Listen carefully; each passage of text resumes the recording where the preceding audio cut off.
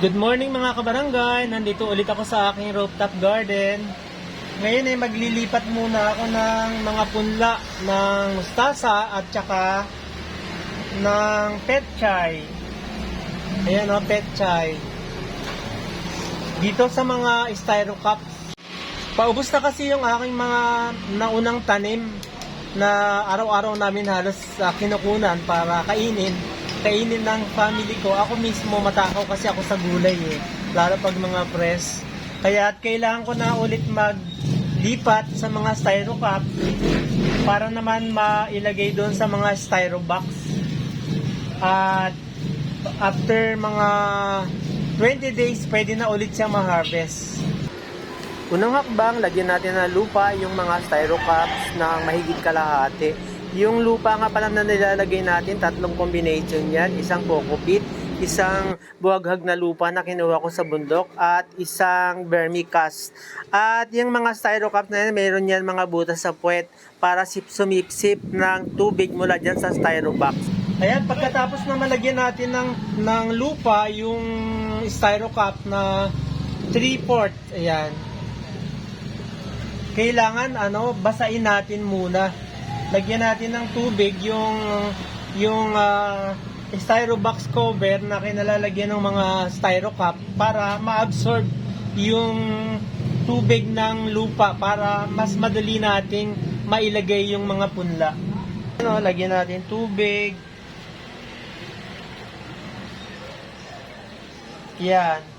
Hindi naman masyadong punong-puno kasi unti-unti sisipsipin ng lupa yung tubig na yan at mawawala yan. Pero itong mga lupa na nasa loob ng styro box, ng styro cup, mababasa na siya.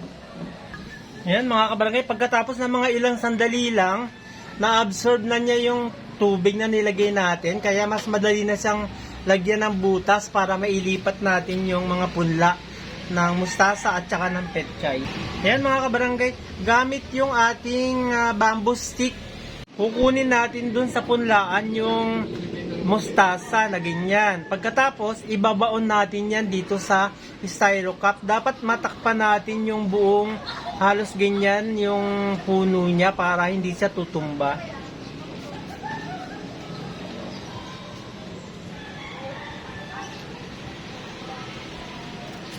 Ayan, ganyan Yan. Magiging matibay siya dyan. Alam niyo ba mga kabarangay na sa pamamagitan nitong pagtatanim na ganito ay nakakatipid tayo. Kasi hindi na kami bumibili ng gulay, lalo na ng petchay, ng mustasa. Kasi yun yung madalas na pwedeng itanim sa mga ganito. Pagkatapos, lalong-lalo na yung lettuce, napakamahal. Pero hindi kami bumibili kasi meron akong sariling tanim. Ayan Yan.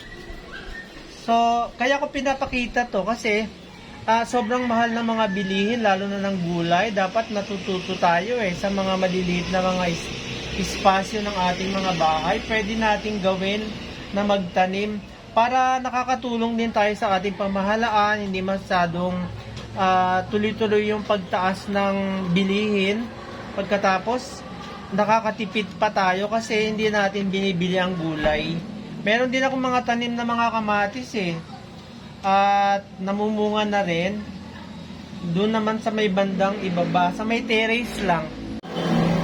Napakasarap magtanim bukod sa nakakapag-exercise kasi siyempre nagdidilig tayo minsan sa mga iba. Ito kasi hydroponics, hindi naman kailangan diligin kasi nakalagay yan sa styro box. Pero ang naitutulong niya ay nakakatanggal ng stress. Kaya nakita nyo ako kahit na 71 years old, pero masigla pa rin dahil dito sa pagtatanim na to. At saka higit sa lahat, syempre fresh yung kinakain ko, itong mga gulay.